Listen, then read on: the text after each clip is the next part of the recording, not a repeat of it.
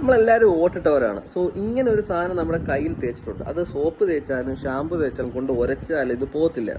Even ചെറുതായിട്ട് ആ പോലത്തെ സ്കിന്നെടുത്ത് കളഞ്ഞാൽ പോലും ആ ഒരു മാർക്ക് അവിടെ കാണും. അതിൻ്റെ കാരണം എന്ന് വെച്ച് കഴിഞ്ഞാൽ സിൽവർ നൈട്രേറ്റിൻ്റെ 7 to 25% സിൽവർ നൈട്രേറ്റിൻ്റെ ഒരു ലായനിയാണ് നമ്മുടെ ഈ കയ്യിൽ തേക്കുന്നത്.